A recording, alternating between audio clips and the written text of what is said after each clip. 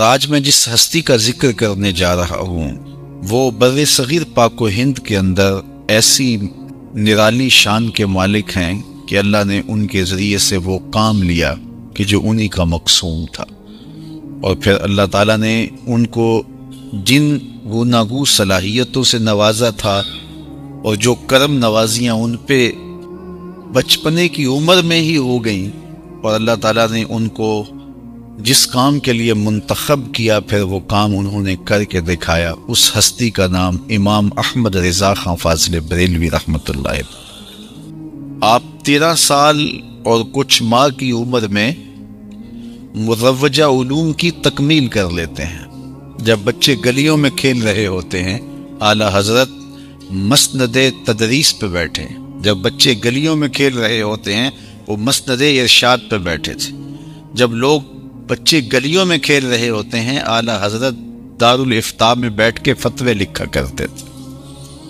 آپ کے والد ہیں مولانا نقی علی خان رحمۃ اللہ تعالی علیہ، تو ان کے پاس کوئی فتویٰ لینے آیا تو کہا دارالافتاء میں چلے جاؤ، وہاں مفتی صاحب بیٹھے ہیں آپ کو فتویٰ دے دیں گے۔ تو وہ گئے تو 14 سال کی عمر تھی اعلیٰ حضرت کی، تو وہ واپس آ گئے اور کہا کہ حضرت وہاں تو کوئی مفتی صاحب نہیں ہے۔ کہا اندر ہی تھے۔ کہا وہاں تو ایک بچہ بیٹھا ہوا ہے۔ کہا وہی تو ہمارے مفتی ہیں۔ تو 14 سال کی عمر میں لوگوں کو فتاویٰ دے رہے ہیں، اور اللہ نے ان سے جو کام لیا اور جن شعبوں میں لیا، اللہ اکبر، دین کا کوئی شعبہ نہیں تھا جس میں اعلیٰ حضرت نے اپنی صلاحیتوں سے خدمت پیش نہیں کی ہے۔ کوئی فن اور کوئی علم ایسا نہیں تھا جس میں آپ کی یادگار تصنیف موجود نہیں۔ 1000 سے زیادہ آپ کی تصنیفات ہیں جو علماء کے لیے ایک بہت بڑی سوغات ہیں۔ فتاوی رضویہ جو آپ کے دیے گئے فتاوے، ان کا فتاوی جات کا مجموعہ ہے، یہ اب 32 جلدات کے اوپر چھپ کر منظر عام پہ آیا، اور اس طرح آپ نے 1000 کتابیں تصنیف فرمائیں، 1000 سے زائد کتابوں کی تحقیق، اور کئی طرح کی علوم و فنون پر اللہ نے ان کو مہارت عطا کی تھی، اور پھر جس سمت بھی آئے سکے بٹھا دیے، اور اللہ نے ان سے خاص طور پہ فقہ میں جو کام لیا ہے وہ ایک نادر روزگار کام تھا، اور اس زمانے میں اللہ نے ان سے لیا، اور جو تحقیقی فتاوی جات آپ نے لکھے، اور پھر اس طرح سے مدلل وہ فتاوی تھے کہ ان کے رد کی کسی میں ہمت نہیں بڑھی، اور ان دلائل کا آج تک کوئی جواب نہیں دے سکا، اور یہ اللہ نے ان سے کام لیا۔ اعلیٰ حضرت نے جہاں دیگر بہت سارے امور پہ جہتوں میں اور شعبہ دین میں کام کیا ہے، وہاں آپ کا ایک بہت بڑا کام رد بدعات پر ہے، کہ جو بدعتیں لوگوں کے نفس گھڑتے ہیں ان کے رد پر اعلیٰ حضرت نے باقاعدہ کام کیا ہے۔ یہ آپ کی غیرت دینی تھی، اور آپ گوارا نہیں کر سکتے تھے کہ رسول کریم کے دین میں کوئی اپنی خواہشات کو شامل کر دے، اور یہ خاص ایک شعبہ ہے، اور اس پر آپ کا کام بہت نمایاں ہے۔ ایک زمانہ تھا، شریف مکہ کا دور تھا، اعلیٰ حضرت حج پہ گئے، ہندوستان کے بہت بڑے شاعر تھے، وہ بھی حج پہ گئے ہوئے تھے۔ پرانی تصویر اگر کسی کے پاس ہو، گنبد خضرا کے پاس 2 کھجور کے درخت تھے، اب تو نہیں ہے، تعمیری ضروریات کی وجہ سے ان کو ہٹا دیا گیا، تو شاعر نے اپنے انداز میں ایک تخیل باندھا، اور اس نے کہا کب ہیں درخت گنبد شہ والا کے سامنے، کب ہیں درخت گنبد شہ والا کے سامنے، مجنو کھڑے ہیں خیمہ لیلا کے سامنے۔ لوگوں نے کہا واہ واہ، کمال کر دی، کیسا تخیل باندھا، بڑی طاقت پائی نا لوگوں سے۔ تو کسی نے آ کے یہ شعر اعلیٰ حضرت کو سنایا کہ وہ شاعر جو ہندوستان سے آئے ہوئے، انہوں نے یہ شعر کہا، کیا تخیل باندھا ہے۔ اعلیٰ حضرت شعر سننے کی دیر تھی، چہرے پہ جلال آ گیا، رگے غیرت پھڑکنے لگی۔ کہا اس کو یہ جرأت کہ میرے رسول کے روضے کو لیلا کے خیمے سے تشبیہ دی، لیلا کی اوقات کیا ہے؟ تھر تھر کانپنے لگے۔ کہا بلا کے لاؤ، اسے بلایا گیا، حاضر کیا گیا۔ اس کا خیال تھا مجھے داد ملے گی، لیکن کہا کہ تو نے رسول کریم کے روضے کو تشبیہ دی لیلا کے خیمے سے، تو ہاتھ باندھ کے کھڑا ہو گیا، حضور میری توجہ ادھر نہیں گئی۔ تو فرمایا اس کی اصلاح کر لو۔ جی حضور آپ اصلاح دے دیجئے۔ فرمایا تمہارا مصرع اولا ٹھیک ہے، مصرع ثانی میں اصلاح ہوگی۔ اس نے یہ کہا تھا کب ہیں درخت گنبد شہ والا کے سامنے، مجنوں کھڑے ہیں خیمہ لیلا کے سامنے۔ تو اعلی حضرت نے اصلاح دی، کب ہیں درخت گنبد شہ والا کے سامنے، قدسی کھڑے ہیں عرش معلیٰ کے سامنے، قدسی کھڑے ہیں عرش معلیٰ کے سامنے۔ سخن و شاعری شہر یار اپنی جگہ، نعت کہنے کو احمد رضا چاہے۔ عمومی طور پہ ہم جب کسی بزرگ کا تذکرہ کرتے ہیں تو اس بزرگ کی خصوصیات بیان کر دیتے ہیں یا اس کی کرامات کے باب کو کھولتے ہیں اور لوگوں کے سامنے رکھتے ہیں کہ یہ بزرگ صاحب کرامت تھے، ان کو یہ کرامتیں دی گئی تھی، اور لوگوں کو بیان کر دیتے ہیں۔ میں کرامت کا منکر نہیں ہوں، اور کرامت کا کوئی بھی منکر جو من حیث الکرامت کرامت کا انکار کرے وہ کافر ہوتا ہے۔ یہ بات ذہن میں رکھیں، کیونکہ کرامت قرآن مجید سے ثابت ہے۔ تو آصف بن برقیہ کا تخت بلقیس لانا، حضرت مریم کے حجرے میں بے موسم پھلوں کا موجود ہونا، چونکہ یہ نبی نہیں ہیں ولی ہیں اور ان کی یہ کرامات کہلائیں گے، تو اس کا انکار کفر ہوگا۔ تو ہاں بزرگوں کی کرامات کفر تو نہیں ہے، لیکن محرومی ضرور ہے ان کا اگر انکار کیا جائے۔ لیکن جس بات کی طرف میں آپ کی توجہ دلانا چاہتا ہوں وہ یہ کہ بزرگوں کی تعلیمات کو اختیار کرنے سے، ان کے راستے پہ چلنے سے ہم ان کی زیادہ برکات حاصل کر سکتے ہیں۔ کرامات کا بیان سنیں اور ان کی تعلیمات سے ناآشنا رہیں تو ہم فائدہ نہیں پا سکتے۔ تو اس لیے یہ روش کہ صرف فضائل اور مناقب ہی بیان کیے جائیں اور ان کی تعلیمات کو چھوڑ دیا جائے تو لوگ بے عملی کی طرف راغب ہو جائیں گے۔ اقبال نے اپنے زمانے میں کہا تھا کہ مریدوں کو، غلاموں کو ہے پیروں کی کرامات کا سودا، غلاموں کو ہے پیروں کی کرامات کا سودا، مرد غر خود زندہ کرامات۔ تو اس لیے ان کی تعلیمات کو اختیار کر کے خود ایک زندہ کرامت بننا چاہیے، اور ان کی تعلیمات کو اختیار کر کے باطنی امراض کا علاج کرنا چاہیے۔ باقی اس باب کے اندر اگر اعلیٰ حضرت کو دیکھے تو ان کی بہت ساری کرامات موجود ہیں۔ اچھا، اعلیٰ حضرت کے حوالے سے عمومی طور پہ جو چیز بہت زیادہ شہرت پا گئی وہ یہ تھی کہ وہ طبعاً بہت زیادہ سخت تھے۔ تو طبع میں سختی ہو بھی سکتی ہے، لیکن اعلیٰ حضرت نے جو فتاوی جات دیے ہیں وہ طبعی شدت کی وجہ سے نہیں دیے، بلکہ شریعت کا تقاضا تھا کہ یہ فتویٰ بنتا تھا تو وہ دیا۔ تو یہ بات کر کے اور یہ جو انداز اختیار کر کے کہ وہ شدت پسند تھے اور ان کے مزاج میں شدت اور سختی تھی، تو ان کے کام کو داغدار کرنے والی بات ہے کہ اس کا مطلب ہے کہ وہ طبعاً اتنے سخت تھے کہ جو بھی سامنے آتا تو اس کے اوپر سخت گیر جو ہے وہ حکم شرعی لگا دیتے۔ کیسے لگا سکتے جب حکم شرعی لگتا نہیں تھا؟ تو یہ وہ شخص کہتا ہے جس نے اعلیٰ حضرت کے فتاوی جات کو پڑھا نہیں ہے، فتاوی جات سنے ہیں، ان کے پیچھے جو دلائل تھے ان کو نہیں دیکھا، تو اس نے یہ کہہ دیا کہ وہ فتوے کا لہجہ بہت سخت رکھتے تھے۔ ایسا نہیں ہے، بلکہ آپ نے جو بھی بات کی ہے دلیل سے کی ہے، اور دلائل کے انبار لگا دیے قرآن مجید کی آیات سے اور احادیث طیبہ سے۔ تو یہ ان کے مزاج کا شاخسانہ نہیں ہے، بلکہ قرآن اور احادیث کی تعلیمات کا نتیجہ تھا کہ جس نے جو کیا ہے اس پر جو حکم شرعی لگتا تھا وہ انہوں نے نافذ کر دیا۔ اور سختی جو ہوتی ہے وہ جو اہل اللہ ہوتے ہیں ان کی وہ سختی جو ہوتی ہے وہ دین کے لیے ہوتی ہے۔ آپ دیکھیے اللہ کے محبوب علیہ السلام نے ساری زندگی سختی تو نہیں کی ہے، حضور کا لہجہ اتنا نرم تھا، انداز اتنا نرم تھا کہ دیکھنے والا تھا۔ خود اللہ تعالیٰ فرماتا ہے لو کنت فظا غلیظ القلب لانفضوا من حولک، اور لوگوں نے پتھر بھی مارے، اجریاں بھی ڈالی، کیا کچھ نہیں ہوا، لیکن حضور علیہ الصلوۃ والسلام کے ماتھے پہ شکن بھی نہیں آیا، کوئی بات نہیں ہے۔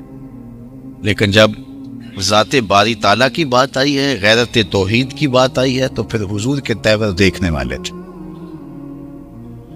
ایک جنگ میں نماز ظہر قضا ہو جاتی ہے، اللہ اکبر، تو اللہ کی نماز قضا ہوگی ان لوگوں کی وجہ سے، تو پھر حضور کے ہاتھ اٹھتے ہیں۔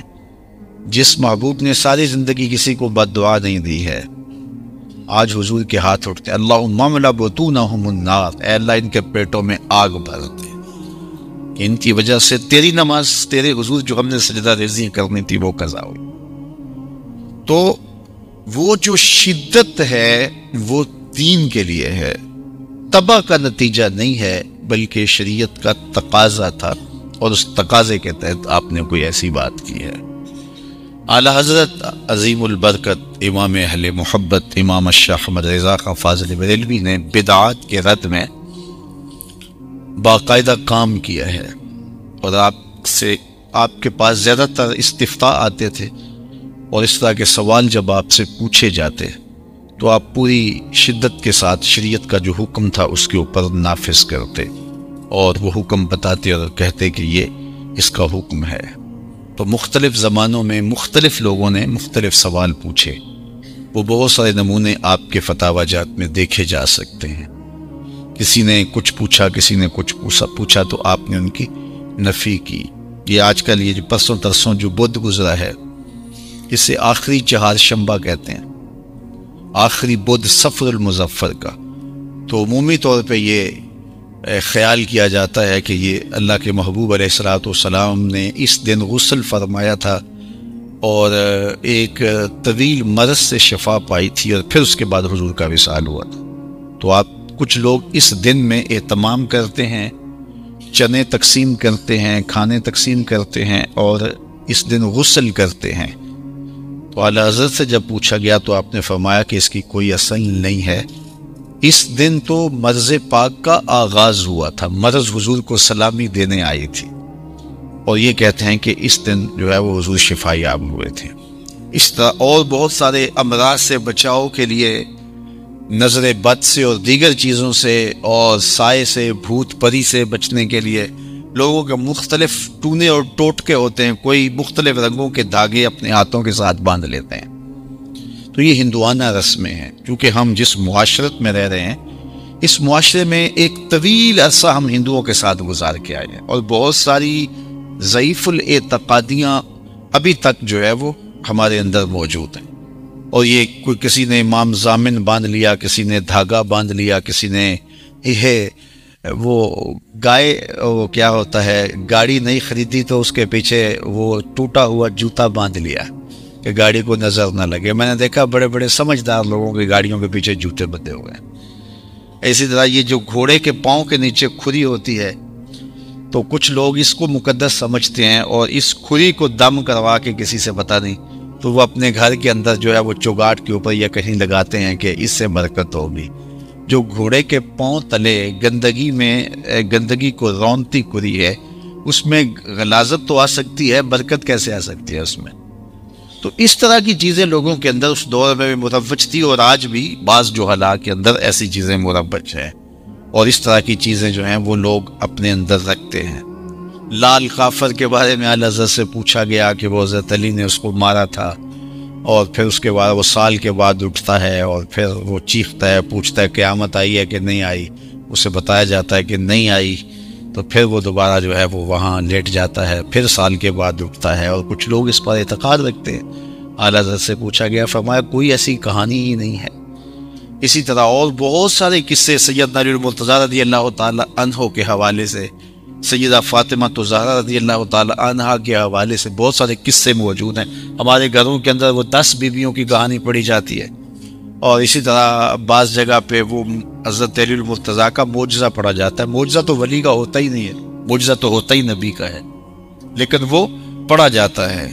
اچھا، اس میں ایسی خرافات ہیں کہ یہ جو 10 بیویوں کی کہانی پڑھی جائے گی، اس میں وہ چیز تقسیم کی جائے گی جو تانیث سے شروع ہو، جو تانیث جس کے نام میں اسم میں تانیث ہو، یعنی برفی تقسیم کی جائے گی، جلیبی تقسیم کی جائے گی، اس میں جو ہے وہ لڈو تقسیم نہیں کیا جائے گا، لڈو مذکر ہوتا ہے، تو اس میں برفی ہے، یہ چونکہ یہ اس کے تانیث کے صیغے کے ساتھ ہے، حالانکہ کئی ایسی چیزیں ہوتی ہیں وہ اردو کے اندر جو ہے وہ تانیث کے لیے تانیث کے ساتھ بولی جاتی ہے، عربی کے اندر یا دوسری زبان کے اندر وہ بطور تذکیر استعمال ہوتی ہیں۔ تو اس طرح پھر وہ جو مردوں کو نہیں دیتے کہ یہ برفی ہے اور یہ 10 بیویوں کی کہانی ہے، یہ مرد نہیں کھا سکتا، اور جو حضرت علی المرتضیٰ کے حوالے سے ہیں تو وہ عورتیں کھا لیتی ہیں، پھر وہ بھی نہ کھائیں۔ تو یہ عجیب جو ہے وہ کہانیاں ہیں، اور یہ آج بھی ہمارے ہم مروج ہیں۔ اعلی حضرت نے بڑی شدت سے، بڑی سختی کے ساتھ ان ساری چیزوں کی تردید کی ہے اور ان ساری چیزوں کی نفی کی ہے۔ اسی طرح خواتین کے اور بہت سارے مسائل ہیں۔ مزارات پہ خواتین کا جانا، یہ محرم کا موسم آتا ہے، بسوں کی بسیں بھر کے یہ سلطان باؤ جا رہی ہیں، یہ فلاں دربار پہ سلامی دینے جا رہی ہیں، بغیر محرم کے خواتین جا رہی ہیں، حالانکہ محرم کے بغیر خاتون حج بھی نہیں کر سکتی، جو اللہ کی طرف سے فرض ہے اس کے اوپر۔ اگر حج اس کے پاس پیسے بھی ہیں، رقم بھی ہے، صحت بھی ہے، فرصت بھی ہے، اور وہ کسی اور کو بھی اپنے خدمت کے لیے کسی مرد اور کسی خاتون کو ساتھ 10 لوگوں کو بھی ساتھ لے جا سکتی ہے، لیکن اس کا محرم کوئی نہیں ہے تو وہ حج ہی نہیں کرے گی۔ اللہ اکبر۔ ایک خاتون کا مجھے فون آیا، وہ کہنے لگی کہ میں عمرے پہ جانا چاہتی ہوں تو میرا محرم نہیں ہے، تو کسی کے ساتھ چلی جاؤں؟ تو میں نے کہا کہ نہ، آپ نہیں جائیں گی۔ تو اس نے کہا کہ سرکار کا روزہ دیکھنے کو بڑا جی کرتا ہے۔ میں نے کہا سرکار نے منع کیا ہے، جن کا روزہ دیکھنے کو جی کرتا ہے انہی نے منع کیا۔ ایک صاحب آئے مدینہ شریف سے، تو ہاتھ میں کڑا ڈالا ہوا تھا، وہ وہاں سے کو کڑے لے آتے ہیں چاندی کے اور لوہے کے، تو انہوں نے باقاعدہ ہاتھ میں کڑا ڈالا ہوا تھا۔ تو میں نے کہا یہ تم نے کیا کیا؟ مرد کے لیے تو حرام رکھا گیا، سونا بھی، چاندی بھی، لوہا بھی، پیتل بھی، یہ کڑے شڑے یہ مرد نہیں پہنتے، تو یہ تم نے کیا پہنا ہوا ہے؟ تو وہ کہنے لگا یہ مدینہ شریف سے آیا ہے۔ میں نے کہا مدینے والے نے تو منع کیا ہے، مدینے والے آقا نے تو اس کو منع کیا ہے۔ تو اس عقیدت سے کہ یہ مدینہ شریف سے آیا ہے، اسی طرح وہ درباروں پہ جا کے، مزاروں پہ جا کے بھنگ پی جاتے ہیں، فلاں بابے کی بھنگ ہے۔ بھئی بھنگ بابے کی ہو یا ملنگ کی ہو، بھنگ تو بھنگ ہی ہوتی ہے۔ تو اس طرح مختلف مزارات پہ جا کر کے کچھ چیزیں جائز نہیں ہو جاتی، جو چیزیں حرام ہیں یہاں حرام ہے، مدینہ شریف میں وہ زیادہ حرام ہے، اللہ والوں کی صحبت میں جا کے وہ زیادہ حرام ہے، ان کو اور زیادہ خیال رکھنا چاہیے، اس لیے کہ وہاں جب جائیں گے تو پھر تو اس دربار کا احترام بھی تمہارے اوپر لازم ہے، تم بھنگ گھوٹ کے پی رہے ہو اور اس طرح کے نعرے لگا رہے ہو، کوٹ کوٹ پیتیاں تے رب نال گلاں کیتی ہیں۔ جب مستی چڑھ جاتی ہے اور وہ چکر آنے لگ جاتے ہیں تو اس کو سمجھتے ہو کہ تم ہم رب سے ہم کلام ہو رہے ہیں، معاذ اللہ، استغفر اللہ۔ تو یہ ساری خرافات ہیں جو قوم کے اندر من حیث القوم موجود ہیں، اور انہی خرافات کا نتیجہ یہ ہے کہ جو بھی کھڑا ہوتا ہے کوئی دعویٰ لے کر کے لوگ اس کے پیچھے چل پڑتے ہیں۔ یہ مختلف جو ہے وہ عاملین، مختلف ملنگ اور مختلف ننگ دڑھنگ اور مختلف جو ہے وہ شریعت کے باغی، یہ لوگ معاشرے کے اندر پنپتے ہیں، ایک دم لوگوں کا ہجوم ان کے گرد جمع ہو جاتا ہے۔ اور مجھے سب سے زیادہ دکھ اس وقت ہوتا ہے جب یہاں کو جمعۃ المبارک پڑھنے والا یا پیر شریف کی محفل میں آنے والا یا ہمارے ساتھ وابستہ کوئی شخص جو ہے، اس کے بارے اگر میں سنوں کہ وہ کسی ملنگ کے پاس گیا، مر جاؤ، ان کے پاس نہ جاؤ، اس لیے کہ اللہ کے رسول صلی اللہ علیہ وسلم کی جو شریعت کے باغی ہیں ان کے پاس جانے اس کی ضرورت ہی کیا ہے؟ تو یہ ایک بہت بڑی جو ہے وہ دردناک صورتحال ہے کہ ہمارے ہاں ضعف الاعتقادی پائی جاتی ہے، اور جس کا نتیجہ یہ ہوتا ہے کہ لوگ ایسے لوگوں کے پاس جاتے ہیں۔ اس طرح طریقت کا جو معیار ہے، اعلی حضرت نے اس پر بھی بات کی ہے، اصلاح کی ہے اور زور دیا ہے، باقاعدہ 4 شرائط رکھی ہیں پیر کے لیے، حالانکہ ماضی کے اندر ہمارے اسلاف نے تو بڑا ہی زور دیا تھا۔ اللہ اکبر۔ حضرت جنید بغدادی علیہ رحمہ تو فرماتے تھے کہ پہلے سند حدیث ہو، پھر اس کے بعد طریقت کا سفر طے کیا ہو اور باقاعدہ کسی شیخ کی صحبت پائی ہو اور اس سے اجازت و خلافت ہو، تو پھر اس کو حق پہنچتا ہے کہ وہ کسی کو مسند ارشاد پہ بیٹھ کے واضح و تلقین کرے اور اس کی روحانی رہنمائی کرے۔ کم از کم کہتے ہیں کہ یہ شرائط پائی جائے. اس سے بھی پیچھے چلے جائیں اور اس کے بعد بھی کئی صوفیاء نے کہا ہے کہ اتنی دیر تک حق ہی نہیں ہے کسی کو طریقت میں داخل کرنے کا، کسی کو، جب تک وہ لوح محفوظ پہ نظر نہ رکھتا ہو کہ یہ شکی ہے یا سعید ہے. اگر وہ شکی ہے تو اس کی شقاوت کو پہلے سعادت میں بدلے، پھر طریقت میں داخل کرے. تو یہاں تک ماضی میں شرائط، حضور غوث اعظم نے 12 شرائط لگائی ہیں مسند مشیخیت کے اوپر بیٹھنے کی. اس طرح مختلف ادوار کے اندر مختلف بزرگوں نے مختلف شرطیں لگائی ہیں اپنے اپنے ادوار کے مطابق. لیکن یہ دور جس دور میں ہم ہیں، اعلیٰ حضرت نے صرف 4 شرطیں لگائی ہیں. پہلی شرط کہ وہ اس کا سلسلہ متصل ہو جناب رسالت مآب صلی اللہ علیہ وسلم تک، کہ وہ بغیر اجازت کے مسند پہ نہ بیٹھا ہو، بلکہ اس کا دست بدست سلسلہ حضور علیہ السلام تک پہنچتا ہو. ایک تو شرط یہ ہے. دوسری شرط آپ نے یہ لگائی کہ فاسق مولن نہ ہو، اعلانیہ فسق نہ کرنے والا ہو، متقی ہو. تقوی شرط ہے اس کے لیے، چونکہ کہ یہ راستہ خیر کا راستہ ہے نا. تو اگر خود فاسق مولن ہوگا، اعلانیہ فسق کرے گا، شریعت رسالت مآب صلی اللہ علیہ وسلم سے باغی ہوگا، تو پھر وہ اس قابل نہیں ہے کہ وہ مسند مشیخیت کے اوپر بیٹھے. اور تیسرا فرمایا کہ وہ عالم ہو، عالم اپنی ضرورت کے مسائل کتب سے نکال کر کے معلوم کرنے کی صلاحیت رکھتا. اللہ اکبر. اور اگر یہ اس کے اندر صلاحیت نہیں ہے تو پھر وہ کس طرح کسی کی رہنمائی کرے گا؟ اور آج اس دور میں دیکھ لیجئے، آپ اگر صرف انہی معیارات پہ پرکھیں گے جو اعلیٰ حضرت نے ہمیں بتائے ہیں، تو انہی معیارات پہ کتنے لوگ جو ہیں وہ انہی معیارات سے ہی فارغ ہو جائیں گے. اور ایک آپ نے معیار چوتھا یہ بیان فرمایا، بلکہ وہ بنیادی ہے، کہ صحت عقیدہ رکھتا، اس کے عقیدے میں صحت، وہی عقائد جو ہمارے اسلاف کے، ہمارے بزرگوں کے عقائد تھے. بہت سارے لوگ تو یہاں فارغ ہو جاتے ہیں اس لیے کہ ان کے عقائد روافض کے عقائد. پھر اس کے بعد فاسق مولن، اعلانیہ فسق کرنے والے، شریعت کے باغی، مرد و زن سے بغیر حجاب کے خواتین سے ملاقات کرنے والے اور اختلاط کرنے والے. اس کے بعد پھر علم سے تو واسطہ ہی نہیں، بلکہ وہ تو سیدھا سیدھا کہتے ہیں ساڑھی تو مولویاں نہیں کبھی لگی نہیں. تو کیوں لگے گی آپ کی؟ وہ شریعت کا راستہ بتاتے ہیں اور تم شریعت سے بغاوت سکھاتے ہو. اور جو سچا صوفی ہوتا ہے وہ سچا عالم بھی ہوتا ہے، وہ شریعت کا پہرے دار بھی ہوتا ہے، وہ شریعت کا نوکر بھی ہوتا ہے. اور پھر اس کے بعد جو ہے وہ اس کا سلسلہ حضور تک متصل ہو، یہ چوتھی شرط ہے. اور ظاہر ہے کہ ایسے لوگ، ان کو کون اس مسند پہ بٹھا کے گیا ہے؟ وہ از خود براجمع ہو گئے. اور وہ پہلے تو ہوتا سجادہ نشین. سجادہ عربی میں نے پچھلے جمعۃ المبارک کو بھی کہا تھا، مصلے کو کہتے ہیں، کہ اپنے باپ کے مصلے پہ بیٹھ جائے، وہ معمولات اختیار کرے. تو اب سجادہ نشین تو نہیں ہے، اب تو گدی نشین ہے. اور وہ اس گدی پہ بیٹھ گئے ہیں اور کمائی کا ایک ذریعہ ہے. بڑا سا گلہ رکھ لیا ہے، جتنا بڑا دربار بنا لو گے اتنا کاروبار بڑا چمک جائے گا. اسی لیے جو ہے وہ یہ دوڑ لگ گئی ہے. یہ باتیں تلخ ہوں گی لیکن حقیقت پر مشتمل. آپ دائیں بائیں نظر اٹھا کر کے دیکھو، جنہیں شریعت کے بنیادی مسائل بھی نہیں آتے، بنیادی مسائل بھی نہیں آتے، وہ مسند مشیخیت کے اوپر بیٹھے. جنہیں طہارت کے مسائل بھی نہیں آتے، ظاہری طہارت کے، وہ لوگوں کا دل پاک کرنے کی ذمہ داری لیے بیٹھے ہیں. جنہیں بدن کی طہارت کے اسلوب سے بھی آگہی نہیں ہے، تو وہ دل صاف کیسے کریں گے جن کو بدن صاف بھی کرنا نہیں آتا؟ جن کا سلسلہ حضور تک اپنا متصل نہیں ہے، تو وہ ہاتھ میں ہاتھ لے کر کے کسی کا، اس کو حضور کی دہلیز تک کیسے پہنچائیں گے؟ جو خود فاسق مولن ہیں، اعلانیہ فسق کرنے والے ہیں، تو وہ کس طرح کسی کو شریعت اسلامیہ کا خوگر اور عادی بنائیں گے؟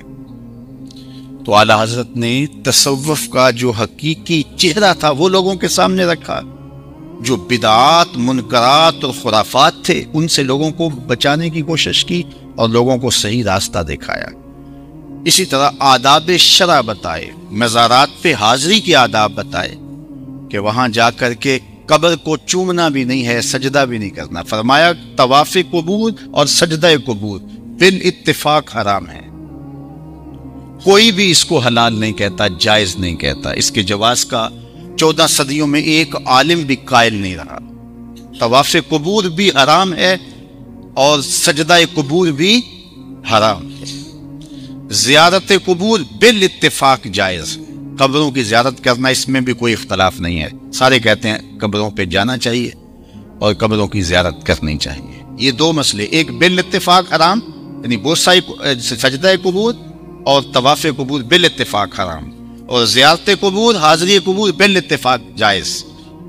درمیان میں آ گیا بہت ساری قبور، قبر کو چومنا، تو کہا قبر کو چومنا مختلف فی ہے، اس میں اختلاف ہے۔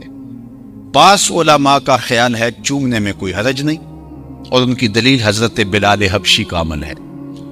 جب وہ حضور کے وصال کے بعد شہر مدینہ چھوڑ گئے تھے، کہتے تھے ان گلیوں میں اب حضور نظر نہیں آتے، تو حضور کے وصال کے بعد تو ایک قیامت برپا ہو گئی تھی نا صحابہ پر۔ حضرت سیدہ فاطمہ بولی صبت علیہ مصائب لو انہا صبت علی الایام سرنا لیالیا، میرے اوپر وہ مصیبتوں کے پہاڑ ٹوٹ پڑے ہیں، اگر دنوں پہ پڑتے تو دن کالی راتیں بن جاتے۔ اللہ اکبر۔ حضرت حسان بن ثابت کہتے ہیں کاش مجھے کالا سانپ لڑ جاتا اور اتنا گہرا ڈنگ لگاتا کہ میں دوسری سانس نہ لیتا۔ اللہ اکبر۔ حضرت عمر تلوار لیے کھڑے تھے، کسی نے کہا حضور کا وصال ہوا گردن کاٹوں گا، ایک سکتے کی کیفیت ان کے اوپر طاری تھی۔ عجیب عالم تھا وہ داراز گوش جس کے اوپر حضور سواری کیا کرتے تھے، وہ قبیلہ بنو سلیم کے کنویں میں چھلانگ لگا کے جان کی بازی ہار دیتا ہے، حضور چلے گئے ہیں ہم نے جی کے کیا لینا ہے۔ وہ اونٹنی غضبہ جو حضور کی سواری تھی، وہ سیدہ فاطمہ کے دروازے پہ سر رکھ کے باقاعدہ روتی تھی اور رو رو کے اندھی ہو گئی تھی، لوگوں نے اس کی آنکھوں پہ پھر پٹی باندھ دی تھی۔ اللہ اکبر۔ تو نابینا ہو گئی تھی رو رو کے، لوگ چارہ دیتے تھے چارہ نہیں کھاتی تھی، حضور کی جدائی کا غم اور صدمہ اسے نڈال گیا۔ حضرت عبداللہ بن زید اپنے باغ میں پانی دے رہے ہیں، کسی نے جا کہا حضور کا وصال ہو گیا ہے، انہوں نے ہاتھ اٹھایا اللہم اذہب بصری حتی لا ارا بعد حبیبی محمد احدا، اے اللہ میری آنکھوں کی بینائی اچک لے، یہ آنکھیں اس لیے روشن تھی تیرے محبوب کو دیکھتا تھا، اب حضور چلے گئے ہیں تو میں نے آنکھوں کے دیے کیا کرنے ہیں، تو ان کی آنکھوں کی روشنی اٹھا لی گئی۔ کسی نے جا کے افسوس کیا، بڑا افسوس ہے تم نابینا ہو گئے ہو، کہا تمہیں افسوس ہوگا مجھے تو نہیں، میں تو آنکھیں رکھی حضور کو دیکھنے کے لیے تھی۔ تو وہ بڑا منظر تھا حضور کے وصال کے بعد صحابہ کے درد کا، قیامتیں ٹوٹ گئی تھی، مدینے کی گلیوں کے اندر صحابہ روتے تھے۔ اللہ اکبر۔ تو حضرت بلال حبشی تو پھر حضور کی محبت میں فریفتہ، حضور کے خازن، حضور کے مؤذن، حضور علیہ السلام جو بھی رقم ہوتی، جو بھی پیسہ ہوتا وہ بلال حبشی کو دیتے، لو تم جانو اور گھر کا سامان جانے۔ تو حضور کے خازن بھی تھے اور حضور کے مؤذن بھی تھے، حضور کے خادم بھی تھے۔ اب حضور چلے گئے تو یہ شہر ہی چھوڑ گئے۔ شام کا شہر ہے داریہ، وہاں جا کے انہوں نے سکونت اختیار کر۔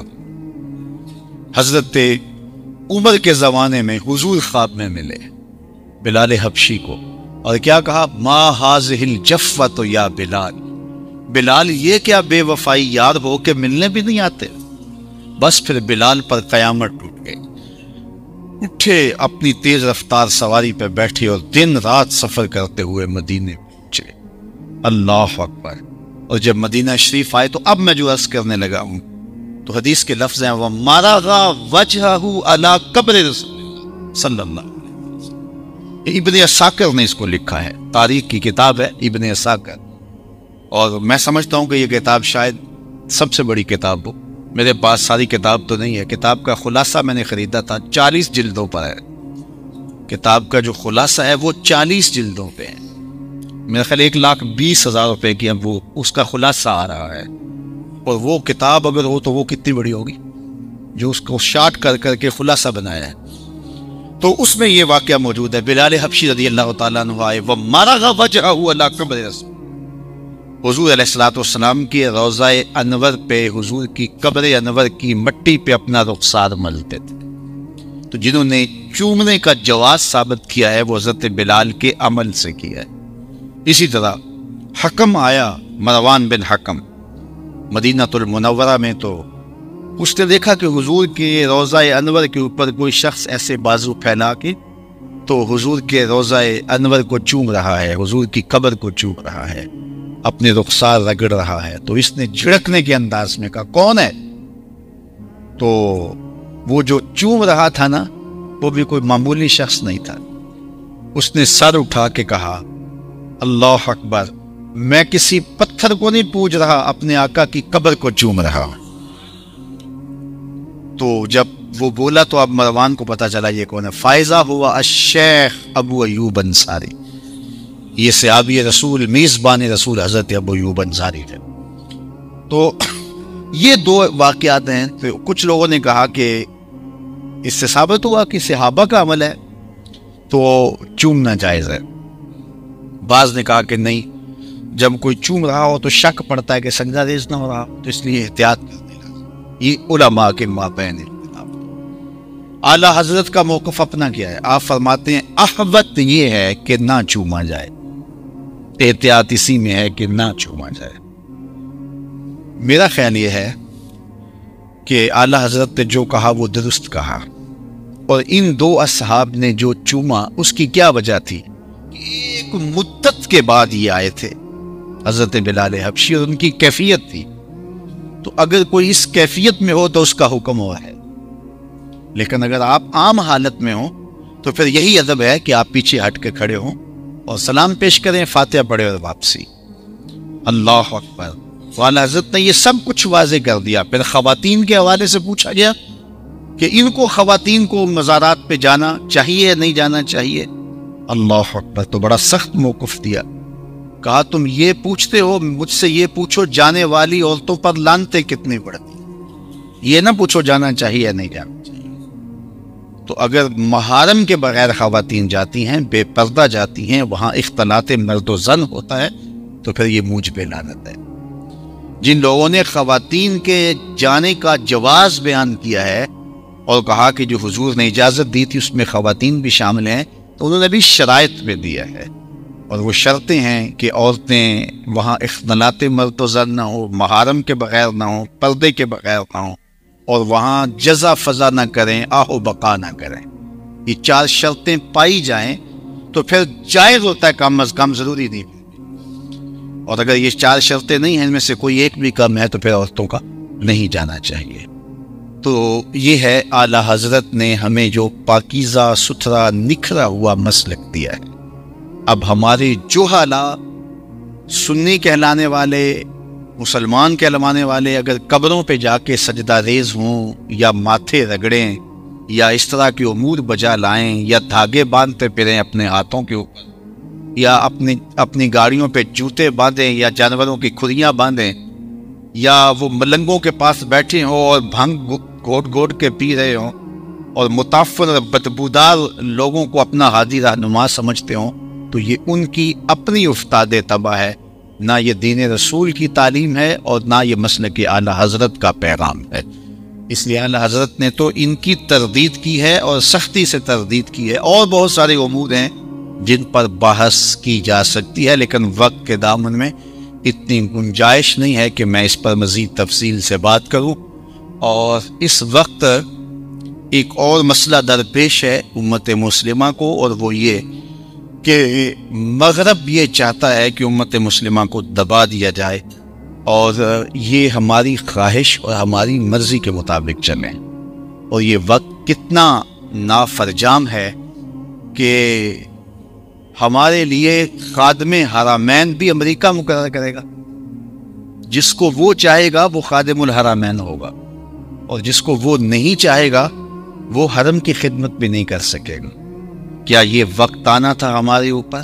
رو رہی ہے آج ایک ٹوٹی ہوئی مینا اسے، کل تلک گردش میں جس ساکی کے پیمانے رہے، خیر تو ساکی سہی لیکن پلائے گا کسے، اب نہ میں کش رہے باقی نہ میں خانے رہے۔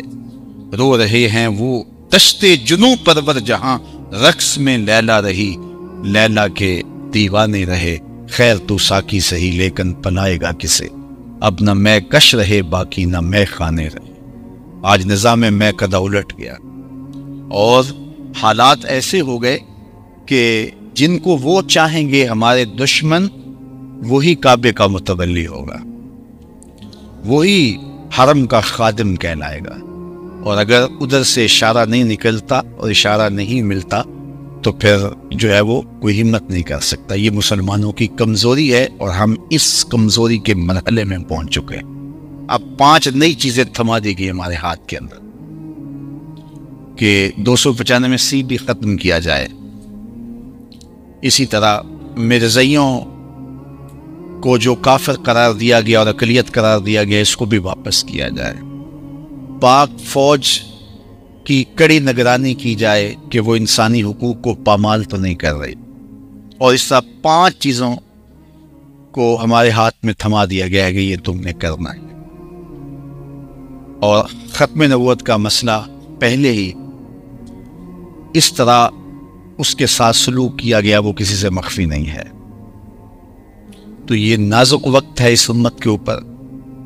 پوری دانشمندی کے ساتھ, پوری حکمت کے ساتھ امت مسلمہ کو آگے بڑھنا ہے. یکجہتی کے ساتھ, منظم انداز سے, اتحاد سے, باہمی موافقت اور مفاہمت کے ساتھ آگے بڑھنے سے ہم کچھ حاصل کر پائیں گے. ورنہ اس وقت ہمارا دشمن بہت چالاک ہے, بہت مکار ہے, اور بدقسمتی سے 56-57 اسلامی ملکوں کے حکمران, اللہ ماشاء اللہ کا لفظ میں بول رہا ہوں, اسلامی ممالک کے حکمران فرنگی روحوں کے بے حس ڈھانچے ہیں اور یہاں ہمارے اوپر براجمان ہے. اور ان میں کوئی ہمت نہیں ہے, کوئی طاقت نہیں ہے, ان کے اندر کوئی توانائی نہیں ہے. یہ اسلام کی قدریں بیچ کر کے ان سے اقتدار کی ضمانت لیتے ہیں, اور یہ ان کا عقیدہ بن چکا ہے اقتدار اللہ نہیں دیتا, امریکہ دیتا ہے. ان کا عمل, ان کا رویہ بتاتا ہے کہ ان کا عقیدہ یہ بن چکا ہے کہ اقتدار کے سوتے وہاں سے پھوٹتے ہیں. لیکن تمہاری ذلتیں کہاں سے آئیں؟ تمہیں وہ بچا نہ سکا اور نہ بچا سکتا ہے. تو بدقسمتی سے ایسے لوگ ہمارے اوپر مسلط ہو جاتے ہیں. لیکن اگر قوم باشعور ہو جائے تو پھر ایسے بد نصیب لوگ ہمارے اوپر مسلط نہیں ہوں گے. ہم قیمے والے نان کے عوض ووٹ نہ دیں, ہم گلی اور نالی اور سوئی گیس کے عوض میں ووٹ نہ دیں, ہم تھانے کچہری کے معاملات کے لیے ووٹ نہ دیں. ہم دیکھیں ہمارے حقوق کی پاسبانی کون کرے گا اور دین کا پہرے دار اور نوکر کون ہوگا. اگر یہ ہماری ترجیحات ہوگی تو پھر نتائج مختلف ہوں گے. لیکن ہم بدلنا ہی نہیں چاہتے, اور جب ہم نہیں بدلیں گے تو یہ سزا کے طور پہ ہمارے اوپر ایسے لوگ مسلط ہو. ماضی میں ایک حکومت ٹوٹی تو پھر اس کی جگہ ایک دوسری حکومت آ گئی. تو مجھے کسی نے پوچھا کہ آپ کیا کہتے ہیں, تو میں نے کہا ہم نے پھولوں کی آرزو کی تھی, آنکھوں میں موتیا اتر آیا. تو ہم پھولوں کی آرزو کر سکتے ہیں, لیکن جب ہماری جد و جہد اس کی مطابقت میں نہیں ہوگی تو پھر آنکھوں میں موتیا اترے گا. پھولوں کی آرزو سے پھول ہی ملتے, موتی. تو یہ حالات انتہائی دردناک ہیں اور انتہائی ناگفتہ بے ہیں.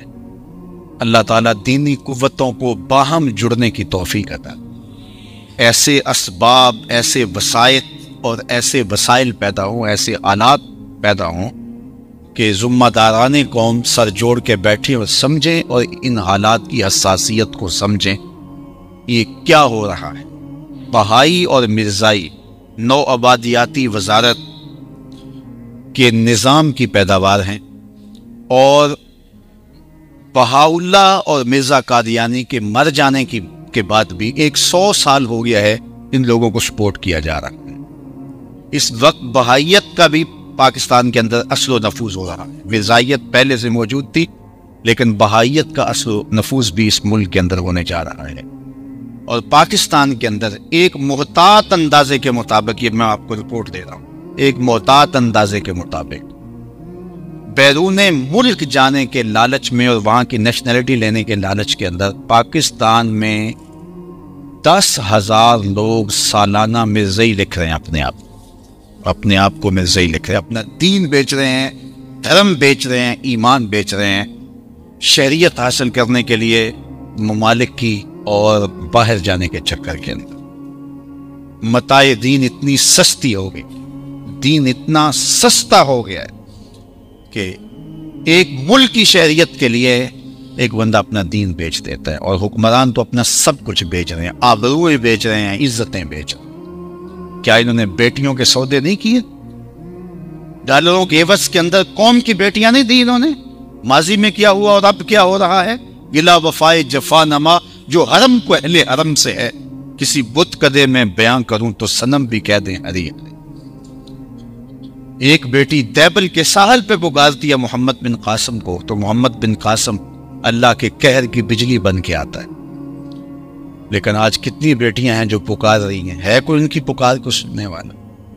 کوئی آکھے وارث شاہ نو اج قبراں وچوں بول، اج کتاب عشق دا کوئی اگلا ورکا پھول، ایک روئی سی تی پنجاب دی تو لکھ لکھ مارے وین، اج لکھاں تیاں دیس تیرے دیاں وارث شاہ تینوں کہن، آفیہ بیٹی قوم تیری دی رووے تے کدلاوے، کیڑا او دے اتھرو پونجے کیڑا چپ کراوے، اج دین نبی دا وانگ یتیمہ گھر کر تکے کھاوے، کتھوں لبا عمر بہادر جڑا روندے نوں گل لاوے۔ تو یہ دردناک صورتحال ہے، ہمیں آنکھیں کھول کے جینا ہوگا اور پوری قوت کے ساتھ منظم ہو کے آگے بڑھنے کی ضرورت ہے۔ قوم کو سب سے پہلے باشعور ہم نے کرنا ہے، اور منبر و محراب کی ذمہ داریاں اس حوالے سے فضول تر ہیں کہ وہ با مقصد گفتگو کے ذریعے سے قوم کو منظم بھی کر سکتے ہیں اور قوم کو باشعور بھی کر سکتے ہیں۔ یہ ہر ہفتے میں ہمیں آدھا پونا گھنٹہ ملتا ہے اور لوگ خود چل کے ہمارے پاس آتے ہیں، تو اس موقع کو غنیمت سمجھا جائے، لطیفوں میں وقت نہ اڑا دیا جائے۔ اس وقت کو جس موضوع پہ آپ آئیں اس موضوع کا حق نبھانے کی کوشش کریں، اور قوم کی فکری رہنمائی کر کے قوم کو تیار کرنے کی کوشش کریں، تو انشاءاللہ پھر اس کے آگے کوئی ٹھہر نہیں سکے گا، اور یہ ہماری ذمہ داری۔ اس وقت ملک کے جو معروضی حالات ہیں، اور اسلام آباد کی یخ بستہ ہواؤں کے اندر ختم نبوت کے لیے لوگ جس طرح بیٹھے ہوئے ہیں، حکومت اگر ان پر کوئی تشدد کرتی ہے تو یہ حکومت کی بہت بڑی حماقت ہوگی۔ یہ ملک حضور کے نام پہ حاصل ہوا تھا، اور آقا کریم علیہ السلام کی آبرو، حضور کی عزت، حضور کی ختم نبوت، یہ ہمیں اپنی جان سے بھی زیادہ عزیز ہے۔ حکومت نے کل جو اپنا وہ قانون جو ہے وسیع حالت میں بحال کیا ہے، اس پہ ہم انہیں داد دیتے ہیں، لیکن اتنا کافی نہیں ہے۔ ان کو معافی مانگنی چاہیے، اور پوری اسمبلی کو معافی مانگنی چاہیے۔ یہ کسی ایک فرد کا ہی جرم نہیں ہے، یہ پوری اسمبلی اور پوری جو ہے وہ پارلیمنٹ مجرم ہے اس کی، اور بالخصوص جو ذمہ دار ہیں جنہوں نے یہ گنونی سازش کی، اس کا شکار ہوئے اور اپنے مغربی آقاؤں کو خوش کرنے کے لیے یہ سب کچھ کیا، ان کو قرار واقعی سزا ملنی چاہیے۔ اور میں نے آج سے کوئی 3 ہفتے پہلے وہ سوشل میڈیا کے اوپر کلپ موجود ہے، اس وقت کہا تھا کہ کم از کم 5 لوگ ہیں وہ جو اس سازش میں شریک نظر آتے ہیں، اور بے لاگ انکوائری ہونی چاہیے اور ان کو عدالت کے کٹہرے میں لانا چاہیے۔ قوم مطمئن ہو جائے گی، کسی کو سڑکوں پہ جانے کا شوق نہیں ہے۔